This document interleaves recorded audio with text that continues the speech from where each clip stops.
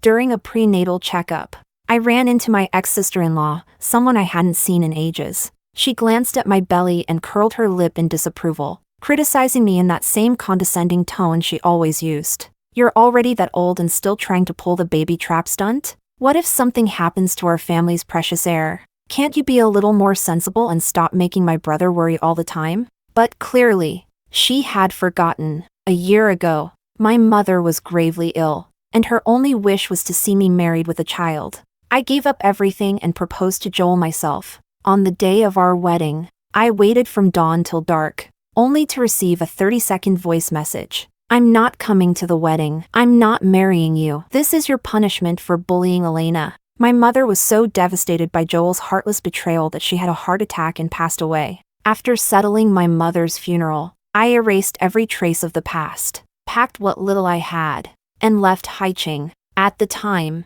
Joel was off skiing abroad with Elena, but now, Miranda had the nerve to tell me, "My brother flies out every month to look for you. He's lost 20 pounds in under a year. He's been waiting for you this whole time. Camila, now that you're back, please just give him another chance." I smiled faintly and raised my hand with the wedding ring on it. "Sorry, I'm a private person. We kept the wedding low-key, so we didn't send any invites." Chapter 1. Camila, do you even know how crazy my brother went looking for you this past year?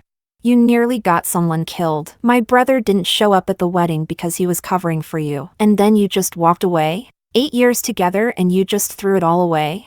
I was blocked by my former sister-in-law on my way out of the fetal monitoring room. Glancing down at my phone as I replied to a message from my husband, Miranda stood before me in her white doctor's coat. Her expression briefly stunned before she launched into a tirade. Even after a year, she still carried that same haughty arrogance typical of the Scher family. Back then, it was Joel who was two-timing, but in her version, it was somehow all my fault. Hearing Joel's name again didn't stir much emotion in me. It was like touching a hot cup, 2 seconds of pain, and then numbness. I looked calmly at the endlessly babbling Miranda and said flatly, "Joel and I broke up a year ago. Whatever you're talking about has nothing to do with me." Miranda froze, visibly stunned. "You were my brother's simp.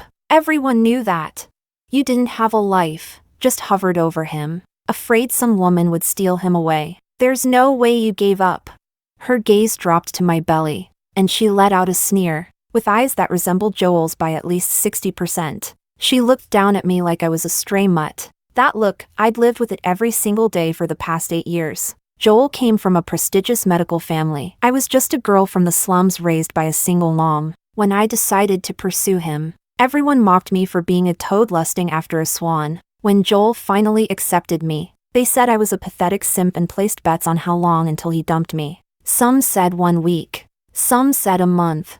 Others said 3. No one expected I'd stay by Joel's side for 8 whole years. Chapter 2. At the beginning of our 8th year together, Joel's career had become overwhelmingly busy, but in the handful of messages we exchanged each day, another girl's name kept coming up. I asked Joel if he had eaten. He said his junior colleague brought him some food, it was spicy. I asked if he wanted to catch a movie. He said everyone was going out to celebrate because she had just published a paper. Later, I got sick and asked if he could spare some time to come home. He replied that she had broken a piece of lab equipment and got scolded for it. He had to stay and clean up the mess. There was something subtle in all these messages. A feeling, a hunch, something just felt off. And soon, my intuition was confirmed. For our monthly date night, I went out of my way to get tickets to a concert Joel loved. But during those rare moments together, Joel kept looking down, replying to messages. I felt a little hurt, but reminded myself how hard he worked. So I gently asked, "Who keeps bothering you even on your day off?"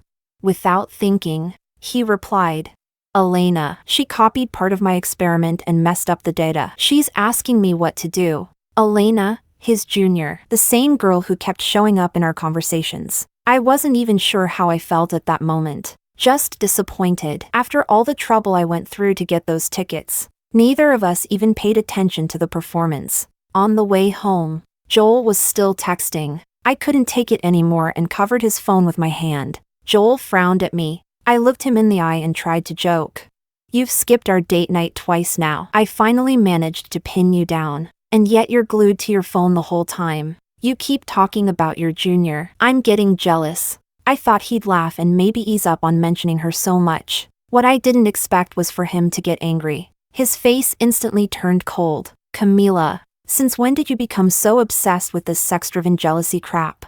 I'm helping her grow as a researcher. That's all. After that night, Joel started giving me the silent treatment. He ignored every message I sent. On the third day of our Cold War, I got a text from Joel. No appetite. Make something light and bring it to the lab. To me, that felt like an olive branch. So I took the day off and went straight to the market. As soon as I finished cooking, I rushed over to the research center. But when I pushed the door open, I saw Joel squatting in front of a girl, gently rubbing her belly. The voice I once praised for being calm and composed was now impossibly soft and tender. How are you feeling? Any better? Much better. Thank you. Senior. That moment nearly made my head explode. 1,000 thoughts surged through me, clogging my chest until I could barely breathe. The girl suddenly looked up, then shyly pushed Joel's hand away. Don't rub anymore. Someone's here. It was only then that Joel noticed me at the door. He stood up, frowning. Miranda, this is a research facility. Why didn't you knock? I stared at him blankly, then let out a sarcastic laugh. If I'd knocked, I wouldn't have seen that little scene just now, would I? The girl stood beside Joel, stuck her tongue out playfully, and muttered an explanation. Sis, you misunderstood. I'm on my period and couldn't do my experiments. Senior only helped me by rubbing my stomach a bit. Joel walked up to me, reaching for the lunchbox in my hands. We're short on people at the lab right now. Elena's not feeling well and hasn't eaten anything all day. Just give me the food. He spoke casually, like it was the most normal thing in the world, as if none of this was out of the ordinary. But in that moment, all I could do was laugh. Laugh at myself for being the fool in this circus. The pain in my chest made me lash out without filter. She had cramps, so you knelt down to rub her stomach. She had no appetite, so you ended our Cold War just to get me to cook for her. Joel, since when did you become so attentive and thoughtful to someone else? I thought I was shouting from the depths of my soul, but my voice came out hoarse and cracked. Joel didn't even look guilty. He replied calmly, unfazed. Elena's a key member of our team. If she's doing well, our research progresses faster. Can you stop projecting all your messy gender issues onto us? I stared at him for a moment, then turned to leave with the lunchbox still in hand. I'd rather feed this to a stray dog. But the next second, Joel suddenly yanked the lunchbox out of my hands. I lost my balance and fell to the ground along with it. The meal I spent 2 hours preparing was now scattered trash. Joel's face darkened. He glared down at me and snapped coldly. Are you happy now? Making a scene in the middle of the day? I sat silently on the ground, knees bruised, palms bleeding from the shattered porcelain. Joel froze for a second, then instinctively reached out to help me. I shoved his hand away, forced myself to stand through the pain, and walked out without looking back. Chapter 3. After that incident, Joel sent me a few messages. I didn't reply. He didn't send any more. My birthday was a week away. I thought I'd be spending it alone this year, but just before midnight, Joel showed up in the pouring rain, holding a birthday cake. He put a necklace around my neck, the gift, and apologized sincerely. That day was my fault. I didn't give you enough security. That's why you felt so anxious and uncertain. Don't worry. Once this project is over, I'll talk to my family about our wedding. After 8 years together, it was the first time he made me a promise like that. I started counting down the days, full of hope for the long-awaited wedding. But I didn't know then, that day would never come. After we reconciled, Joel came home right after work every day. We spent our evenings together like a real couple. It lasted about 2 weeks. Then Joel threw himself back into work again. One evening, I was accompanying my boss for a dinner engagement. As the dinner ended, I saw Joel and Elena dining in a quiet corner of the restaurant. Before I even walked over, I heard Joel speaking slowly. Dinner's on me today. Thanks for your advice. Without it, I wouldn't have calmed her down. She used to be obedient and sensible. Never like this before. To be honest, that day, you got caught up in my mess. Elena suddenly looked up, right in my direction. Grinning, she raised 3 fingers and teased. Senior, I heard you and Camila have been together for 8 years. Why aren't you married yet? Do you still really love her? I just don't want to see you stuck in a relationship with someone you don't love. And I don't want you wasting her youth either. Time's important for girls. You know, you can tell me. I won't tell a soul. I stopped walking. Then Joel paused for a few seconds and slowly said, a dish, no matter how good, gets boring after years of eating it. But suddenly taking it off the menu. I just can't let go. So let it be. My chest tightened like cotton stuffing had been shoved into my lungs. I could hardly breathe. I walked over and picked up a glass. When Joel saw me, he instinctively shielded Elena. Camila? What are you doing here? Were you following me? His defensive stance, his accusatory tone, it made my chest ache even more. I couldn't take it anymore. I splashed the drink in my hand straight at his face. People around us turned to look, drawn by the commotion. Elena was heartbroken. She rushed to wipe Joel's face. Sis, no matter what, you shouldn't treat him like that. I ignored her fake concern, keeping my eyes locked on Joel. He gently pushed Elena aside, wiped his face, and spoke, his voice cold as ice. Camila, no wonder you have no friends. No one wants to be around someone like you. With a personality like yours, who could stand you? The glass slipped from my hand and shattered on the floor. I never imagined Joel would one day raise his voice at me, for another woman, and I never thought he'd take my most painful memories and use them as a blade against me. When I was young, my dad had an affair and died in the sea with his mistress. My mother raised me alone with frail shoulders, but a poor, single-parent home, and relatives with ordinary jobs, became the reason I was bullied. After school, I was locked in the bathroom as a prank. Joel appeared like a savior and got me out. As we passed each other, he said, don't blame yourself for other people's mistakes. But now, he was the one who crushed that very belief with his own hands. I looked at Joel. Tears streamed down uncontrollably, and Joel didn't even look back. He left the restaurant with Elena by his side. Chapter 4. On the way back, I received a call from the hospital. They told me my mother's condition had worsened. She had been rushed into emergency care.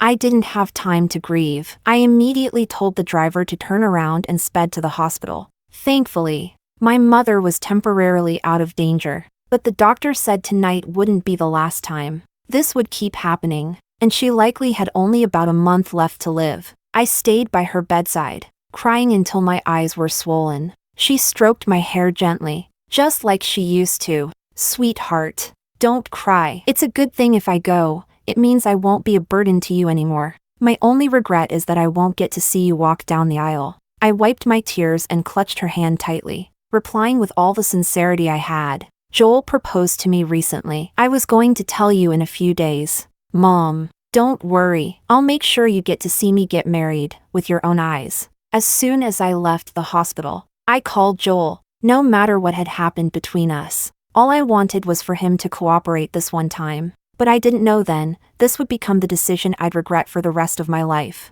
The moment the call connected, I spoke eagerly. Joel, let's move the wedding up. My mom's condition is getting worse. I want her to leave this world with peace of mind. On the other end of the line, Joel was silent. My heart sank. My voice began to tremble. Joel, you don't want to, do you?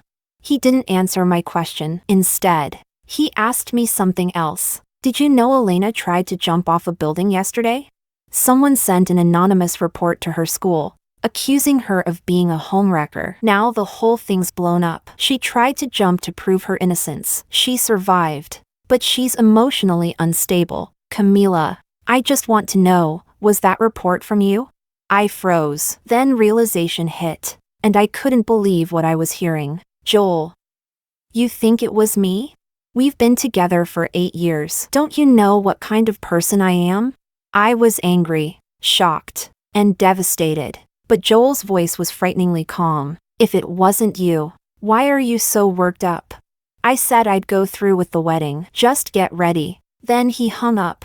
I texted him afterward, trying to follow up, but he avoided the topic completely. Time was running out. I stopped worrying about Elena and her suicide drama. I got busy, determined to plan a full wedding in just 2 weeks. During those 2 weeks, I didn't see Joel once. We tried on our outfits separately, he for his suit, me for my dress. On messaging apps, he only replied once every 3 days. When I asked, he said work was busy. The project was wrapping up, so I stopped asking. I handled every part of the wedding by myself, not wanting him to stress about a single thing. Eventually, the wedding day came, just as planned. I stood in my wedding dress, waiting from day to night, from hope to heartbreak. The groom's seats remained completely empty. I called Joel 100 times. No one answered. Only one new voice message sat quietly in my chat. Camila, I gave you a chance. If you had admitted on the phone that you sent that report and apologized properly to Elena,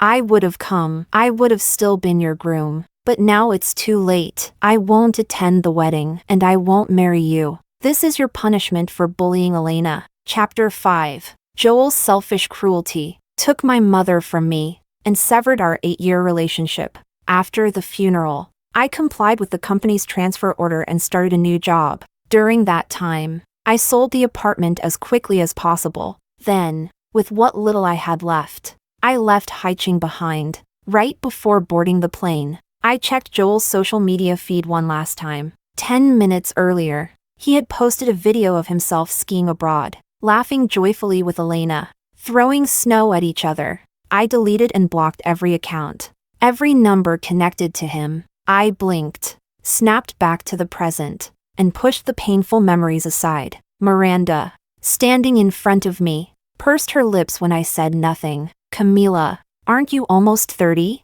Are you seriously trying to pull off that runaway pregnant heroine thing like in a soap opera? You've been hiding for nearly a year, just to make my brother pity you, right? If anything happens to our family's child, I'd love to see how you plan to take responsibility.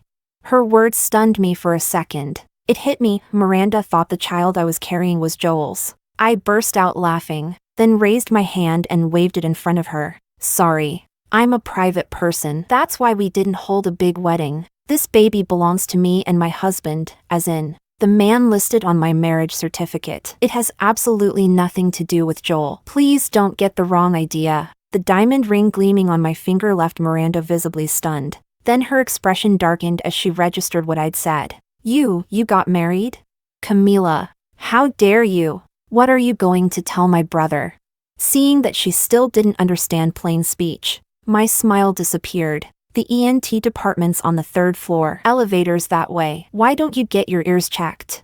If there's nothing else, I'll be going now. My husband is waiting for me. I turned to leave, but Miranda reached out to stop me. I shot her a cold look. Doctor, if you keep harassing me, I'll call the police. I didn't lower my voice. In an instant, every pregnant woman and family member in the hallway turned to look. Miranda immediately pulled her hand back. I took 2 steps forward, and suddenly saw a tall figure ahead. I smiled, waved at the man ahead, and called out softly, "Honey!" Eric immediately jogged over and gently reached out to support me. How did it go? What did the doctor say? The doctor said everything's fine. Just need to rest and wait for the baby. What about you? How's the car? What did the traffic police say? When we arrived at the hospital today, the parking lot was full. So Eric had to park outside. Then he got a call from the traffic police. Someone had hit our car. It was a kid, scratched the paint a bit. The kid's parents tried to blame me for parking badly, but the traffic cops checked the footage and confirmed it was their son's fault. Eric sighed and reached over to touch my belly. Sweetheart, let's not be like that bratty kid, okay? I laughed and swatted his hand away. How do you even know if it's a boy or a girl? Eric grinned sheepishly. I like girls. After leaving Haiching, I threw myself into work to forget the pain of the past. I devoted myself fully to building the new company, but from working too hard, I once collapsed on the street. That day, Eric happened to be passing by on a photography trip and saved me. He brought me to the hospital and took care of me for 3 full days. By the time I'd recovered enough to thank him, he was already gone. All I had was his name. Later, when the company stabilized, I got promoted. To reward my hard work, my boss gave me a 10-day vacation. I chose to travel to my mother's hometown, and there, I ran into Eric again. Naturally, we started dating and eventually got married. It all happened fast. But in this relationship, all I felt is pure, genuine happiness. That shocked gaze behind me lingered for a long time, but I didn't care. I had no interest in getting tangled up with that family ever again. Chapter 6. After that day, I never saw Miranda again, and I gradually forgot about our conversation. These days, my life is full of joy. I have a gentle, handsome husband, and a baby on the way. If my mom could see me now, I know she'd be happy for me, but I never expected Joel to show up.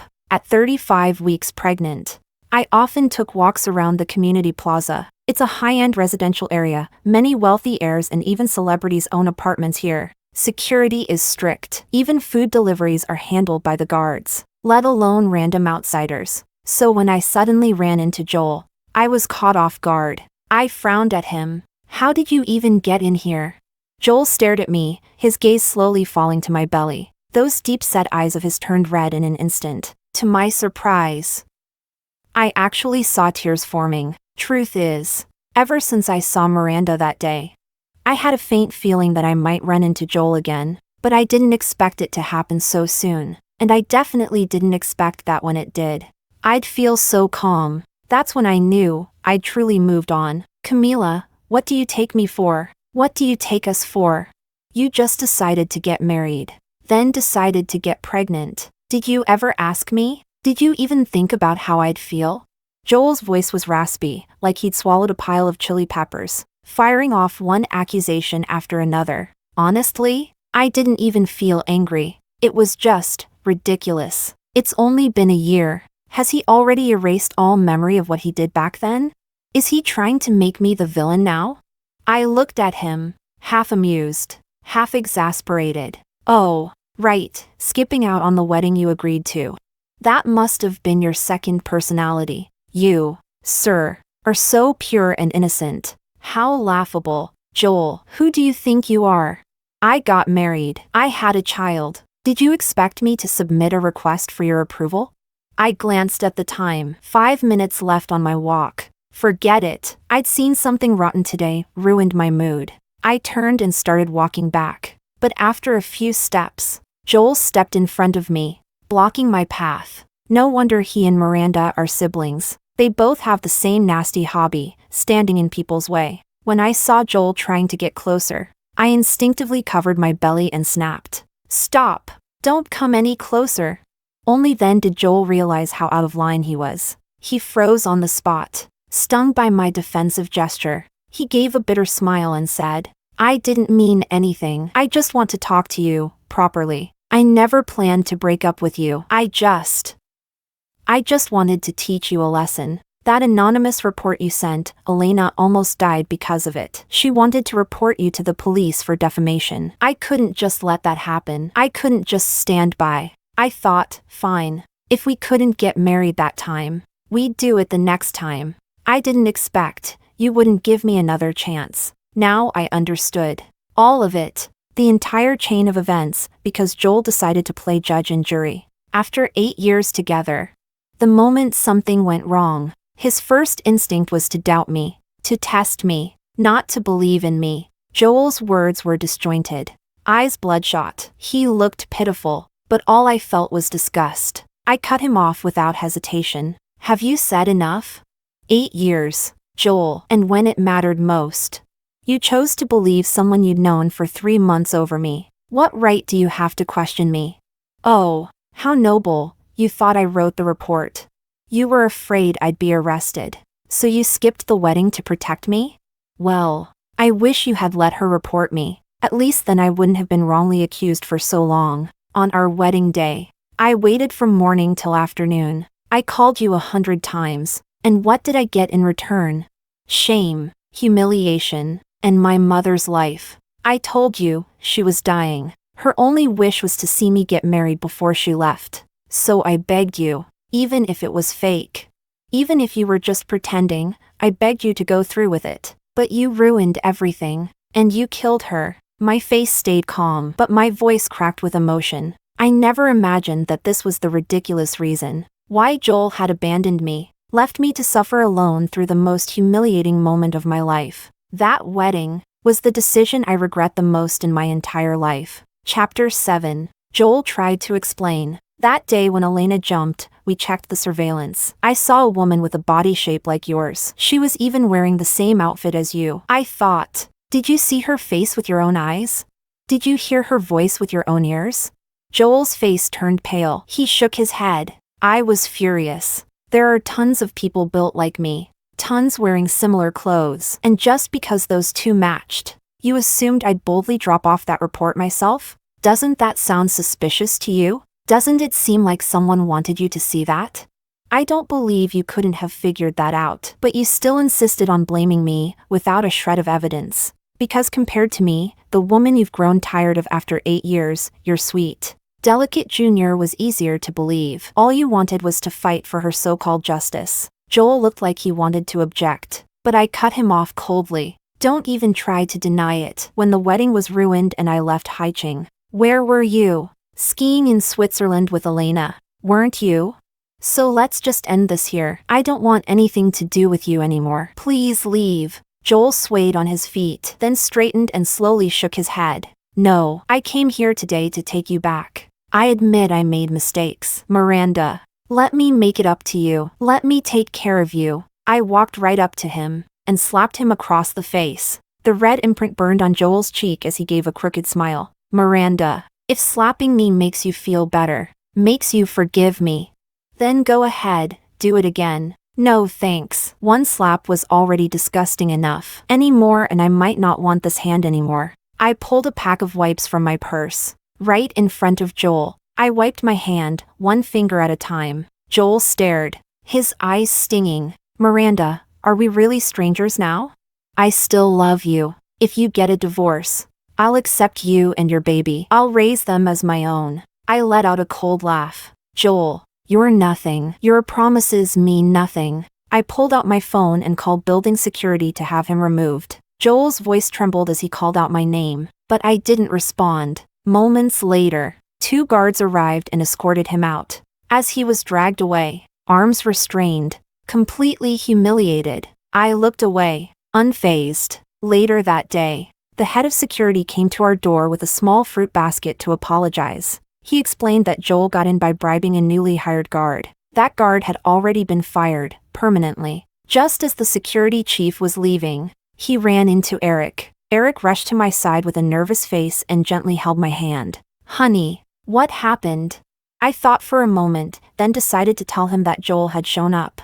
I've only known Eric for a year, but he's genuine, warm, and never hides anything from me. When we just started dating, I once saw a silly post online about counting beauty marks. Out of curiosity, I asked Eric how many moles he had. He blushed, leaned in close, and whispered the number shyly. Later, in bed, when he was in a playful mood, he'd point to the ones on his shoulder or chest, asking me to touch them, to count them, and once I was done, he'd hug me and murmur like a spoiled child, "Honey, I'd never lie to you." Eric's always known about my past, about the 8-year relationship. I'd told him some of what happened back then. He hugged me and said, "Then let's spend the next 8 years together." I'm someone who craves love deeply, and if I manage to come out of the pain of losing both my mom and my relationship, it's thanks to Eric. Chapter 8. After I finished telling him what happened that day, Eric frowned and immediately started packing clothes. Seeing him suddenly rushing around, I asked, "What are you doing?"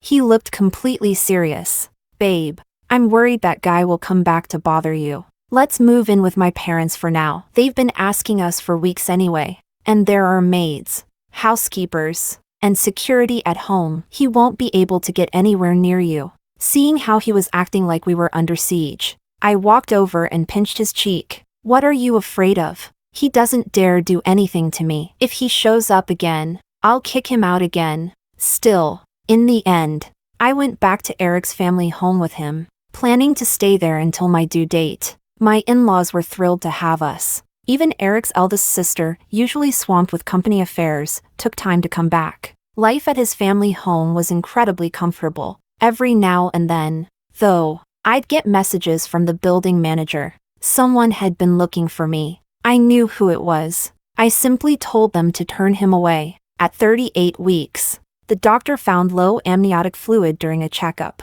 The baby might be in danger, so we scheduled a C-section in advance. After the operation, our daughter was born, half conscious. I opened my eyes to see Eric walking beside my bed, holding the baby in his arms. My father-in-law and mother-in-law were gathered around, gazing at the newborn in wonder, smiling at the scene. I drifted back to sleep.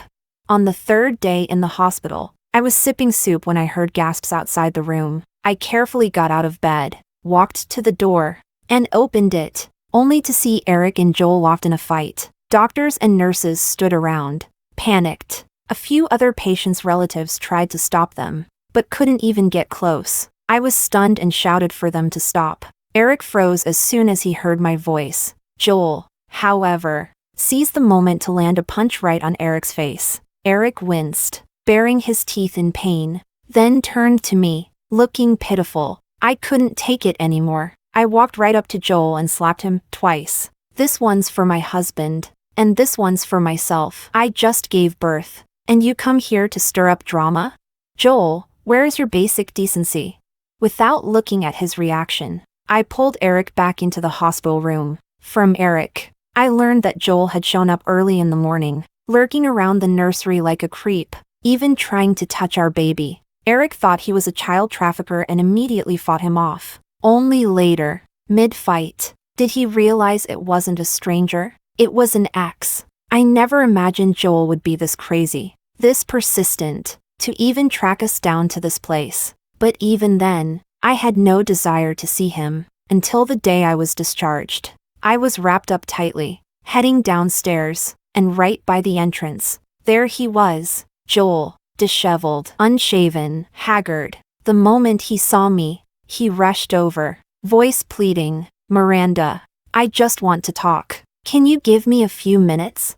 At that moment, I realized, maybe we do need to have a serious talk, because if I didn't deal with this now, he'd just keep showing up, over and over. I glanced at Eric. He held our baby and let out a low, reluctant sigh. "Go ahead, I'll wait here for you." Joel and I walked a few meters away. After just a few days, he looked like he'd aged years, even had a few strands of white hair at his temples. I didn't know what to feel. If anything, I thought, he kind of deserved it. I looked at him seriously. "Joel, I want this to be the last conversation between us. I've told you, I have my own life now. You need to let go of the past. I never wronged you. This constant clinging, it's just another way of hurting me." His eyes were bloodshot, lips pale. He quickly responded, "Miranda, is there really, truly no chance left for us?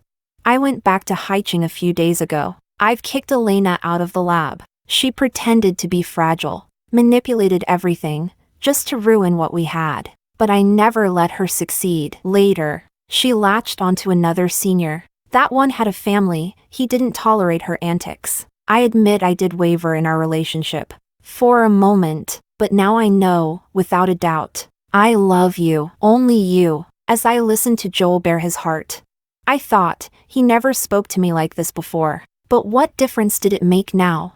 I refused him again, without hesitation. What came between us wasn't just your emotional betrayal. Every time I see you, I remember how my mother died in my arms. When I see you, I have nightmares. Joel's lips trembled. The tears he'd been holding back finally fell. I said nothing more. I turned around and walked toward my husband and daughter. I had already found my happiness. This was my true happiness.